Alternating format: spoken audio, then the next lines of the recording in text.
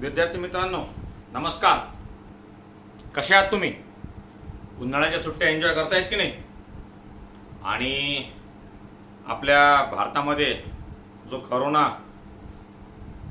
ही महामारी आलेली आहे, यामुळे घरात राहणे आजच्या वेळेला सगळ्यात जास्त महत्त्वाचे आहे.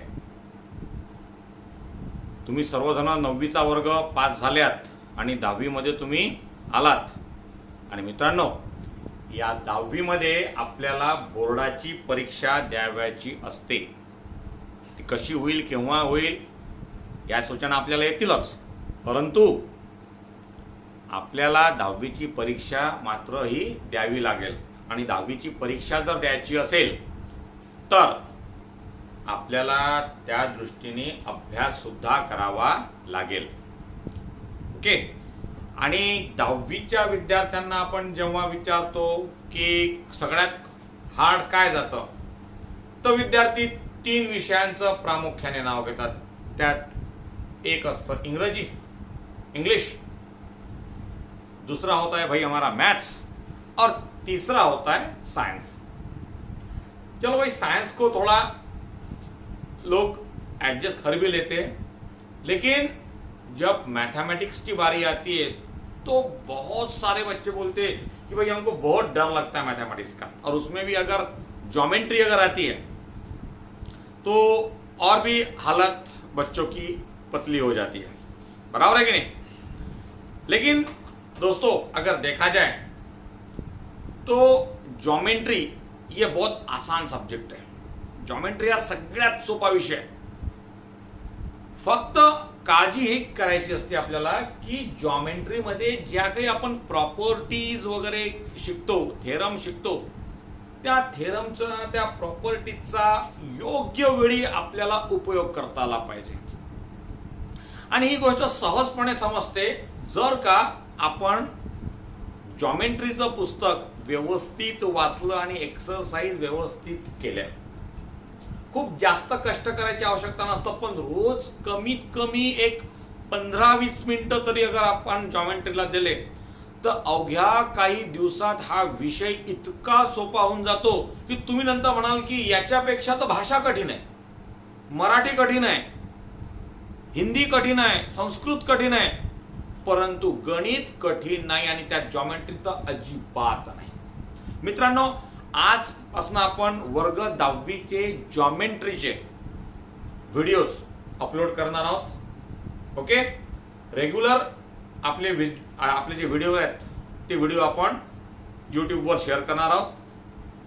जर तुम्ही हा व्हिडिओ पहिल्यांदा बघत असाल तर या व्हिडिओला सबस्क्राईब करा आणि खाली एक बेल आयकॉनची बटन आहे, बरोबर आहे की नाही, त्याला क्लिक करायचं. म्हणजे काय होईल की नवीन येणाऱ्या प्रत्येक नोटिफिकेशन, व्हिडिओच्या नोटिफिकेशन त्या तुमच्यापर्यंत पोहोचतील. आणि व्हिडिओ जर का आवडला तर लाईक मात्र नक्की करा. ओके. तर आजपासून आपण सुरू करतो आहे आपला ज्योमेट्रीचा 10वीच्या वर्गाचा पहिला चॅप्टर, तो म्हणजे सिमिलॅरिटी.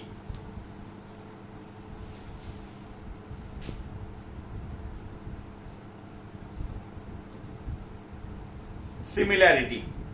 मित्रांनो, आपण मागच्या वर्षाला, लास्ट ईयर में हमने 2 चीजें लर्न की थी. उसमें से एक थी रेशो एंड प्रोपोर्शन. पता है ना?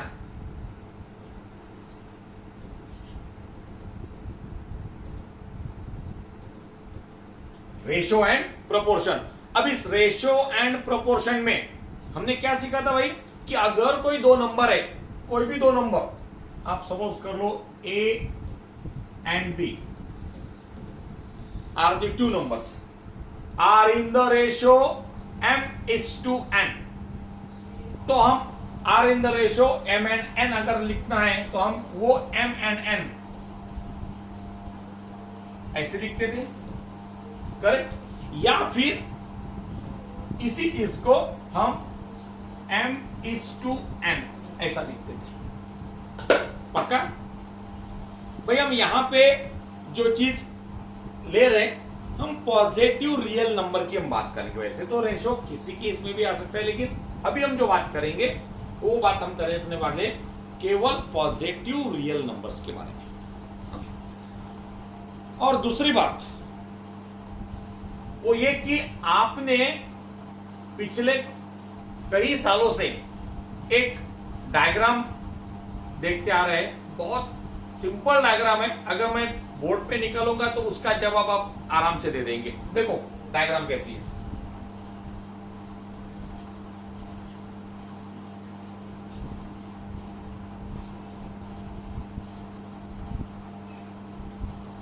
कोई बताएगा भाई इस डायग्राम का नाम क्या है? Correct, very good, triangle. ये कौन सी है? ट्रायंगल। आणि जेव्हा आपण ट्रायंगल शिकतो त्याच वेळेला आपण ट्रायंगलचा एरिया हे सुद्धा शिकत असतो, बरोबर आहे ना? ट्रायंगलचा एरिया काय सूत्र आहे मला माहित आहे, तुम्हाला माहित आहे, कारण शिकले आहे आपण मागच्या 2-3 क्लासेस मध्ये आपण शिकलेलो आहे। What is the area of triangle? Correct, very good. Half into base into height, half into base into height.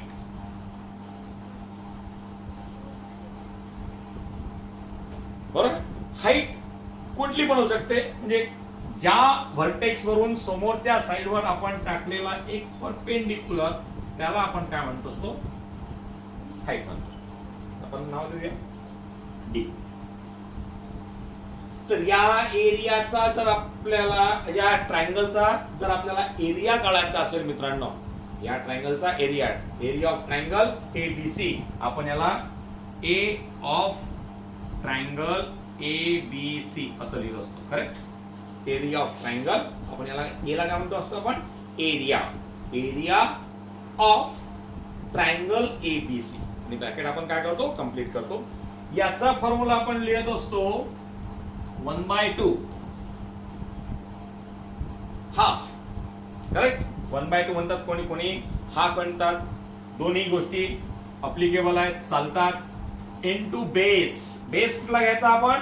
आपण कुठलाही बेस घेऊ शकतो। साधारणतः आपण ज्या व्हर्टेक्स वरून समोरच्या साइडवर परपेंडिक्युलर टाकलाय ती साइड आपण काय घ्यायची? बेस घ्यायची। आपण या ए वरून बीसी वर काय टाकलाय? परपेंडिक्युलर टाकलाय, म्हणजे या बीसी ला आपण काय म्हणू शकतो? बेस म्हणू शकतो। तर या ठिकाणी बेस बीसी आणि हाइट परपेंडिक्युलर काय? एडी, म्हणजे हाइट काय झाली? एडी। आता डेफिनेटली या साइड्स आहेत, साइड कशा असतात? पॉझिटिव्ह रियल नंबर असतात, बरोबर ना? असं कोणी कधी म्हटलंय का की बाबा माझ्या मित्राचं घर माझ्या घरापासून -4 किलोमीटर अंतरावर आहे? नाही, आपण काय म्हणतो? 4 किलोमीटर आहे। एखादा कोणी जास्त काय म्हणेल की 4.5 किलोमीटर आहे, 4.25 किलोमीटर आहे, 4.1 किलोमीटरवर आहे। म्हणजे कोणताही नंबर सांगताना तुम्ही साइन वापरत नाही, म्हणजेच याचा अर्थ असा की तुम्ही तो नंबर पॉझिटिव्ह मध्ये सांगताय, बरोबर?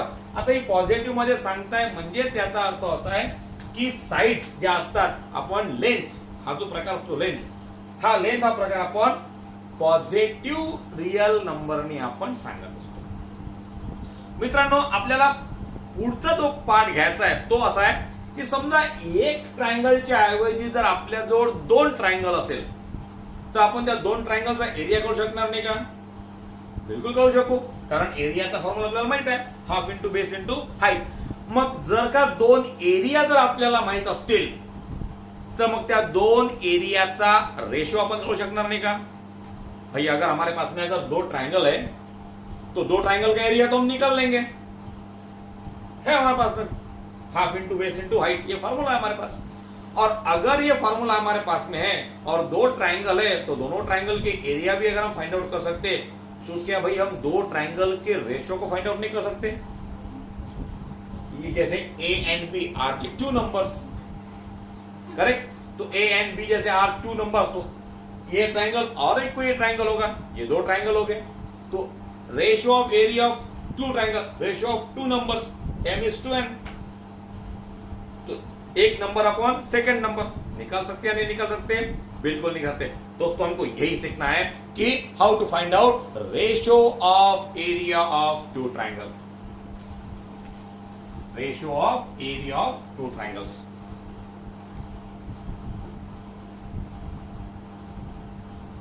Ratio of area of two triangles. अब ये शॉर्टकट लेंगे ट्राइंगल्स।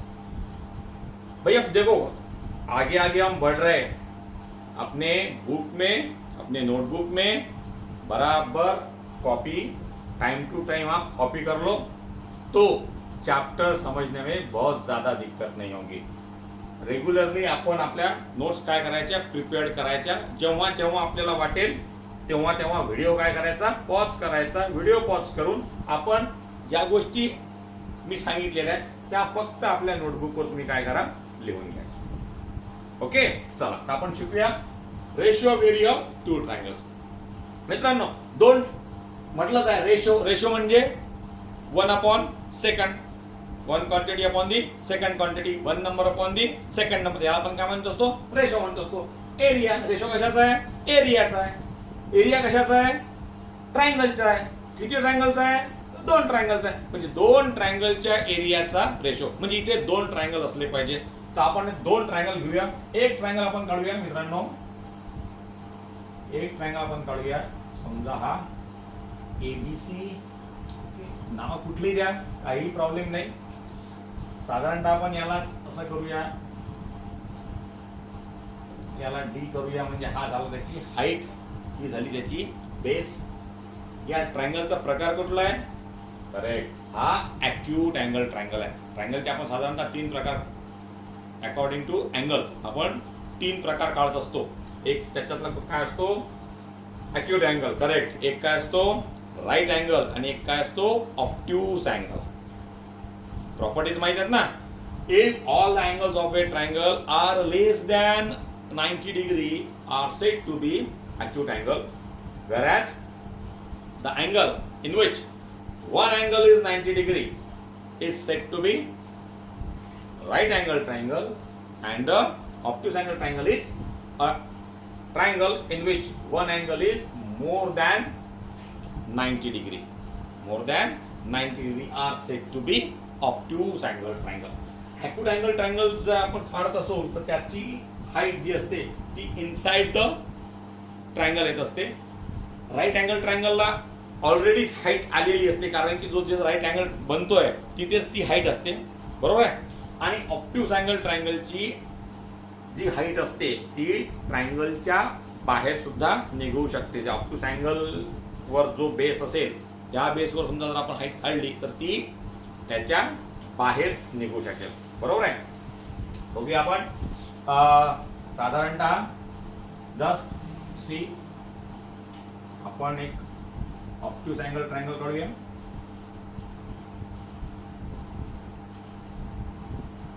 करेक्ट, नाव देऊया आपण याला एक पी, याला आपण क्यू नाव देऊया, आणि आपण याला आर नाव देऊया। समजा आपल्याला पी पासनं जर का हे काढायचं असेल,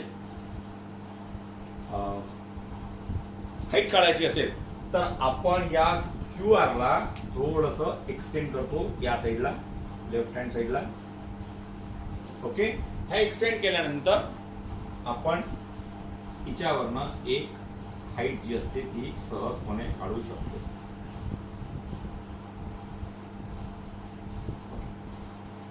जेव्हा कन्स्ट्रक्शन चॅप्टर येणार आहे त्या कन्स्ट्रक्शन चॅप्टर मध्ये ही हाईट अल्टिट्यूड आपण कशी काढायची हे आपण शिकणार आहोत, डोंट वरी। पण जेव्हा ती वेळ येणार आहे तेव्हा मी शिकवतो तुम्हाला। परंतु ऑब्ट्यूज अँगल ट्रायंगल मध्ये जर आपल्याला हाईट काढायची असेल तर आपण काय करतो, ही बेस एक्सटेंड करतो आणि या पी पासून आपण एक परपेंडिक्युलर टाकतो। आता या ट्रायंगलच्या बाबतीत जर म्हणायचं झालं तर मित्रांनो, याचा बेस क्यू आर झाला आणि ही हाईट समजा पीएम झाली। ओके, मग आता एरिया काढायचा असेल, या ट्रायंगलचा आपण एरिया काढूया। समजा एरिया ऑफ ट्रायंगल एबीसी काय असतो, area of triangle ABC half into base into height, base into height.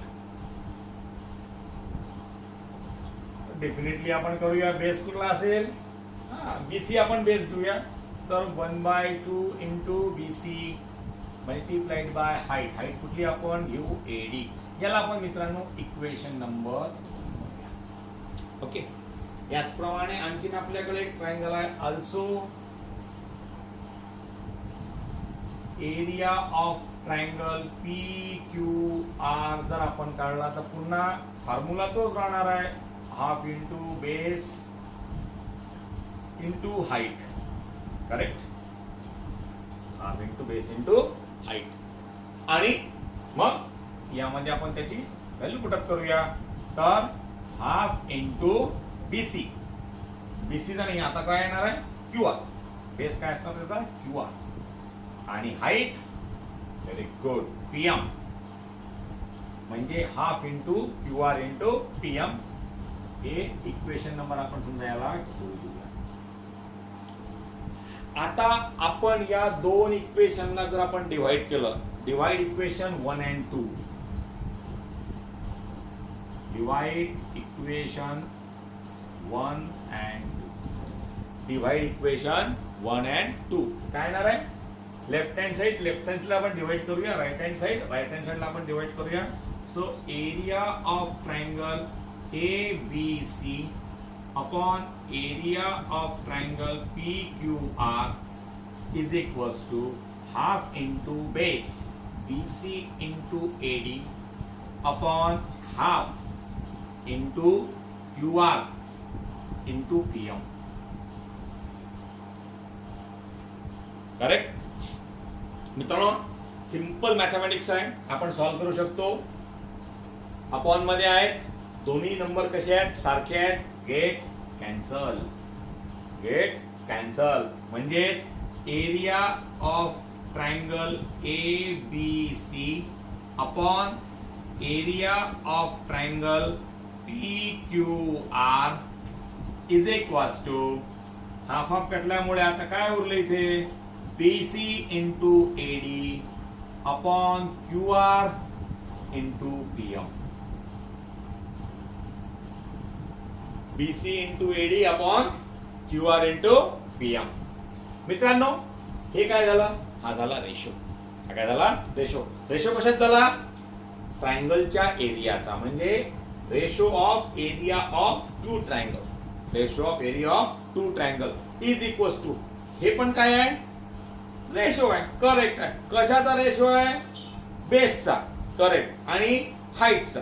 Correct. पण या बेस आणि हाईट मध्ये आपण काय केलाय, मल्टिप्लिकेशन केलाय. मल्टिप्लिकेशनचा आणखीन एक वर्ड कोणता असतो, करेक्ट, प्रॉडक्ट. म्हणजेच याचा हा काय, तर बेस आणि हाईटच्या प्रॉडक्टचा काय आहे रेशो आहे.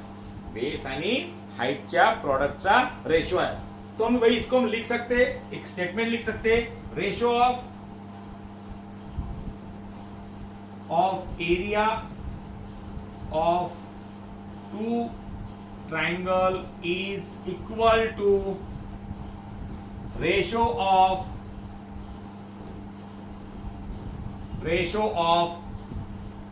Product of corresponding. मैंने ऐसे तो नहीं है भाई, ये जो बेस है, ये बेस किसका है, इसका है, और ये बेस किसका है, इसका. माने में बेस इंटू हाइट तो है, लेकिन कैसा है, प्रोडक्ट ऑफ करस्पॉन्डिंग.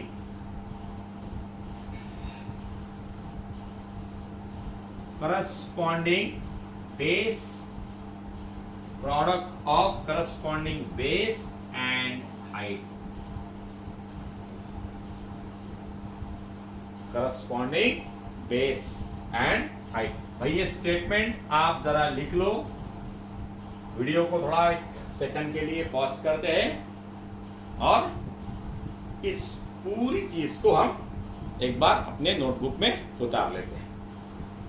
लिहून घ्या.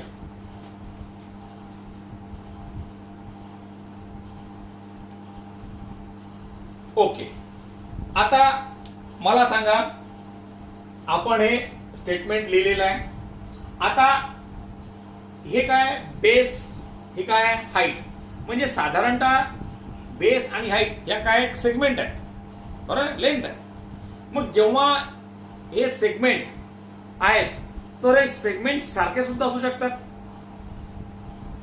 बरोबर आहे की नाही. माझं म्हणणं, मी जे म्हणतोय की ही बीसी आणि हा क्यू आर एक सारखा असू शकत नाही का? बीसी बरोबर 5 सेंटीमीटर, क्यू आर बरोबर 5 सेंटीमीटर असू शकतं की नाही? करेक्ट, असू शकतं. एखाद्या ट्रायंगल मध्ये बेस कसे असतात? सारखे असू शकतात. मी एक छोटीशी डायग्राम काढतोय. हे मोडायचं ना आता? एक मिनिट, मी हा एक रिझल्ट राहू देतोय आणि बाकीचं मोडतोय. हा लक्षात ठेवा.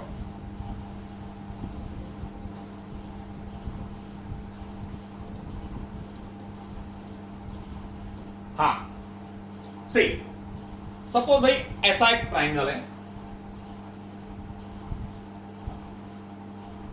एक मिनट, एक मिनट.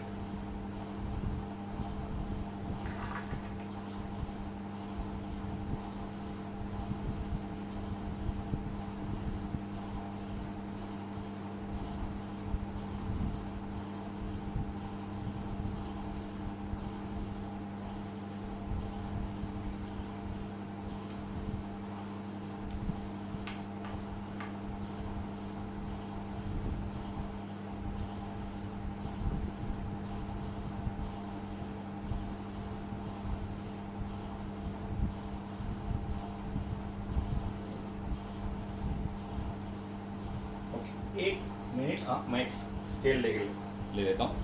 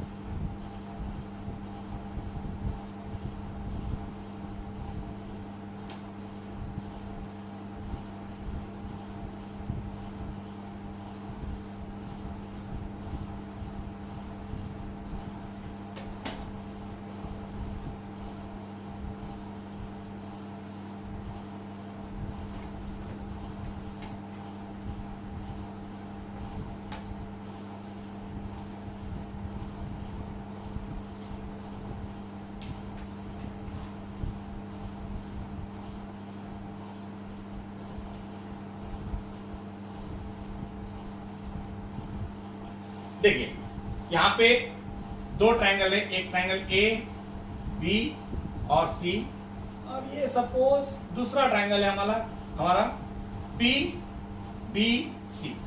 ये दोनों ट्रायंगल्स है हमारे पास में. ओके दोस्तों, अब ये दो ट्रायंगल जब हमारे पास में है तो जरा गौर से देखिएगा, इन दोनों ट्रायंगल का बेस सेम है. पक्का? दोनों ट्रायंगल का बेस कैसा है? सेम है. अगर बेस सेम है, माने में अगर BC is equal to BC, ये तो बात पक्की है. हाँ, अब ABC ये कैसा ट्रायंगल है? ये ट्रायंगल है हमारा एक्यूट एंगल ट्रायंगल, और ये PBC कैसा है? Obtuse angle triangle. तो डेफिनेटली इसकी हाइट कहां से आएगी? यहां से हम एक्सटेंड करेंगे और यहां से परपेंडिकुलर निकाल लेंगे, तो हमारे यहां पे क्या आ सकती है? हाइट आ सकती है. तो भाई ये दो ट्रायंगल है, तो इन दो ट्रायंगल का एरिया भी निकाल लेंगे. पक्का? लेकिन जब एरिया निकालेंगे तो इस एरिया का बेस जो है वो कैसा आएगा? सेम रहेगा. एरिया का बेस कैसा रहेगा? सेम रहेगा. तो वही हम यहां पे और लिखेंगे एक बार, area of triangle ABC upon area of triangle PQR.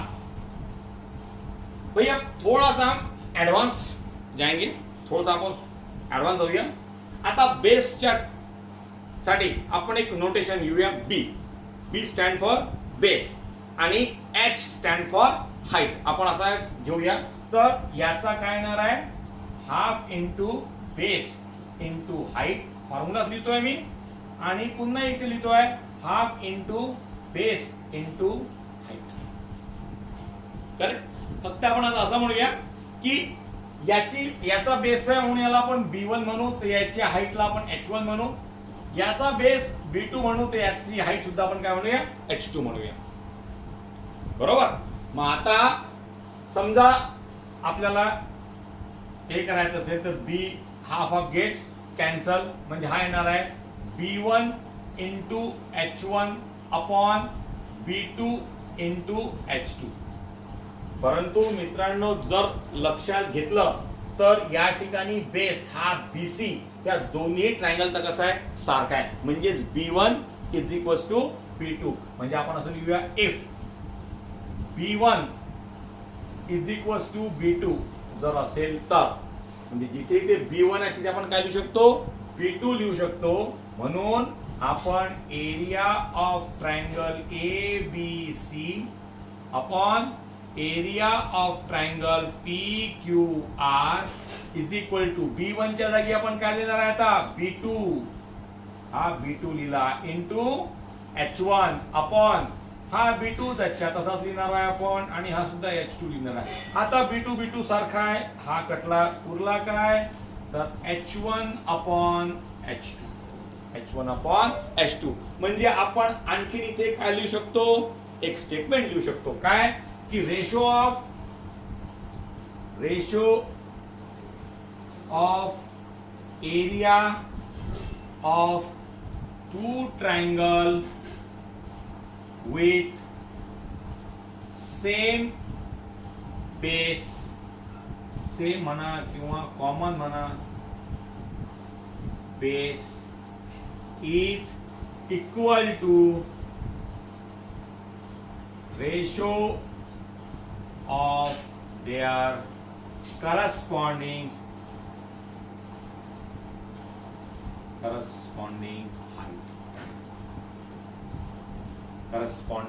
height. ही एक आपण काय देऊ शकतो स्टेटमेंट आपण म्हणू शकतो. म्हणजेच काय ratio of area of two triangle with same base, congruent base, common base, काही म्हणा एक सारखं तिथं अप्लिकेबल होणार आहे is equal to ratio of their corresponding height. Correct, लिहून घ्या. व्हिडिओला पॉज करायचं आणि लिहून घ्यायचं आपल्या वहीमध्ये. ओके, आता आपण थोडीशी वेगळी केस घेऊया. समजा असं असू शकतं की दोन ट्रायंगलची हाईट सारखी असेल, परंतु मी आता मोडतोय, लक्षात ठेवा. दोन ट्रायंगलची हाईट सारखी असेल मात्र बेस वेगवेगळा असू शकतो. मी साधारणतः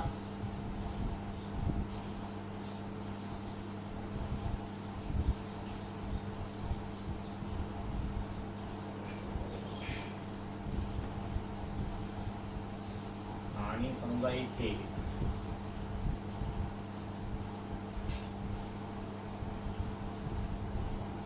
थोडस आपण बघितलं, मी दोन ट्रायंगल करतो आहे.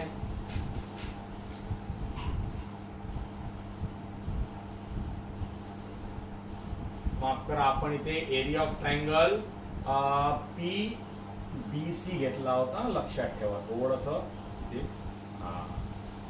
आपण एरिया ऑफ ट्रायंगल घ्यायला तिथे मागच्या PBC घेतला होता, म्हणजे सुद्धा एरिया ऑफ ट्रायंगल PBC देणार. आपण या मागच्यालाच फोडल्या असल्यामुळे तो एक पार्ट पडला. ओके, लिहून घ्या PBC. म्हणून आपण base B1 equal to B2 घेतला होता.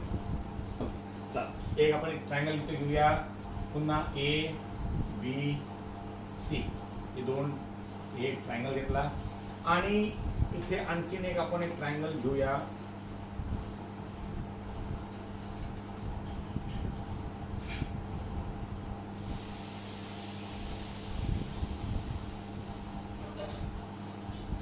आणि हा एक. ओके, याला आपण म्हणूया PQ. आता दोन अलग अलग ट्रायंगल घेऊ आपण, PQR. मित्रांनो बघा, या दोन ट्रायंगलला जर आपण व्यवस्थित ऑब्झर्व केलं तर आपल्याला एक गोष्ट लक्षात येते. हे दोन ट्रायंगल, हा आणि हा ट्रायंगल, हे या दोन पॅरलल लाईनच्या मधात आहेत. एक लक्षात ठेवा, आपण मागच्या वर्षाला एक प्रॉपर्टी शिकलो होतो की दोन पॅरलल लाईनच्या मधात कितीही तुम्ही ट्रायंगल्स काढा, त्या सर्व ट्रायंगलची हाईट कशी असते? सारखी असते. त्याची हाईट कशी असते? सारखी असते. म्हणजेच याची जी हाईट असेल, आपण याची हाईट h1 म्हणूया, आपण याची हाईट h2 म्हणूया, याचा बेस b1 म्हणू आणि याचा बेस b2 म्हणू. तर डेफिनेटली आपण हीच गोष्ट लिहू शकतो, थोडी बहुत चेंज करून. बघा आता आपण दोन अलग अलग ट्रायंगल घेतले, त्यामुळे आपण नाव लिहू शकतो. Area of triangle ABC upon area of triangle PQR is equals to half into B1 into H1. आपण काय घेतोय?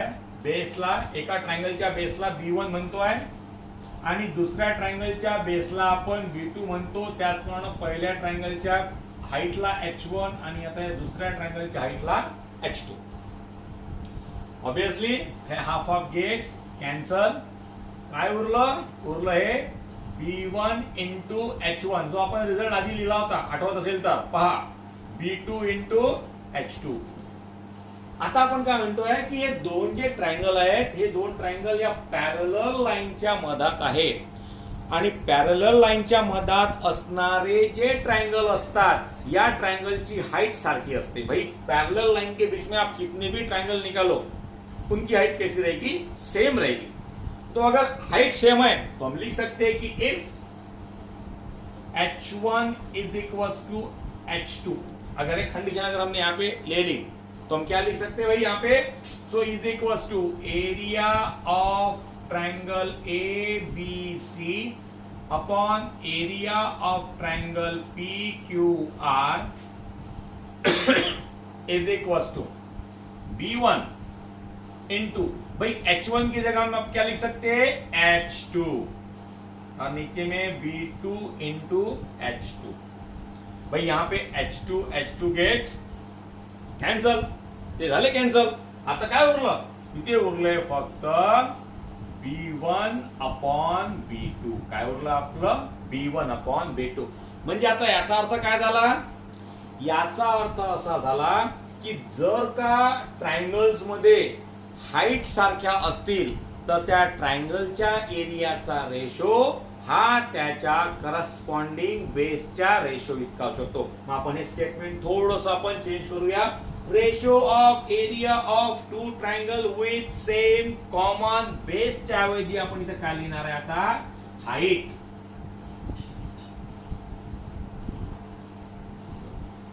With common base, congruent base, common base, same height, काही लिहू शकतो आपण. Ratio of area of two triangles with same height, congruent height, common height, काही लिहू शकतो. Is equal to ratio of their corresponding. आता या हाइटच्या ऐवजी आपण काय लिहिणार आहे मित्रांनो? इथे आपण लिहिणार आहे बेस. सॉरी, म्हणजेच हाईट सारखी असेल तर बेसच्या रेशोमध्ये येतील. बेस सारखे असतील तर हाईटच्या प्रपोर्शन मध्ये असेल तो रेशो एरियाचा, ट्रायंगलच्या एरियाचा रेशो. आता एक प्रश्न तुम्हाला टाकायचा आहे. प्रश्न हा आहे की समजा ट्रायंगलचा बेसही सारखा आहे, हाईटही सारखी आहे. प्रश्न जरा नीट ऐका. समजा दोन ट्रायंगल आहेत आणि या दोन ट्रायंगलचे बेस आणि हाईट दोन्ही सारखे आहेत, तर मग काय होईल?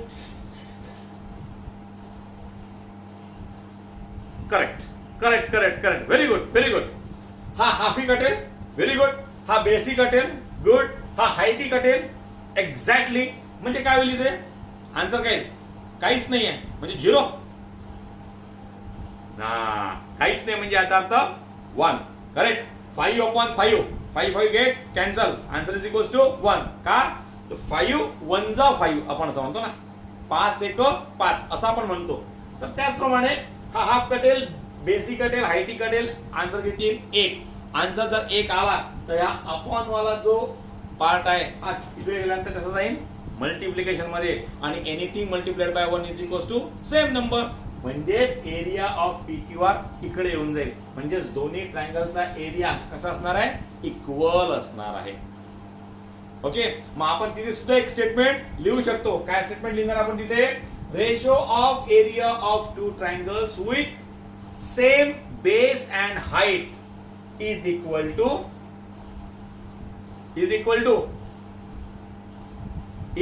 सेम. ओके, आणखी पुन्हा एकदा सांगतो पहा. इज 1 आपण म्हणू शकतो. Is 1 ratio of area of two triangles with same base and height is equal to 1. किंवा याला थोडस पलटून आपण स्टेटमेंट समजू शकतो. If base and height of two triangles is same then their area is also same. मित्रांनो, आजच्या दिवसाचं होमवर्क की बेस आणि हाईट सेम असताना आपलं स्टेटमेंट काय असेल हे तुम्हाला विथ प्रूफ काय करायचं आहे लिहून काढायचं आहे. ओके, व्हिडिओ आवडला असेल तर लाईक जरूर करा, आणि पहिल्यांदा पाहत असाल तर सबस्क्राईब करा, आणि बेल आयकॉनची बटन काय करायची क्लिक करायची, जेणेकरून येणाऱ्या सर्व व्हिडिओचे नोटिफिकेशन हे तुम्हाला आपोआप मिळत जातील. Thank you very much. घरीच राहा, सेफ राहा, उन्हात फिरू नका, तब्येतीची काळजी घ्या, कारण 10वीच्या विद्यार्थ्यांसाठी सगळ्यात महत्वाची असते आपली स्वतःची तब्येत. आणि जर कुठल्याही प्रकारची अडचण असेल तर खाली कमेंट बॉक्सवर जरूर ती कंप्लेंट असेल ती सांगा, मी ती सोडवण्याचा 100% प्रयत्न करेन. Okay, thank you very much.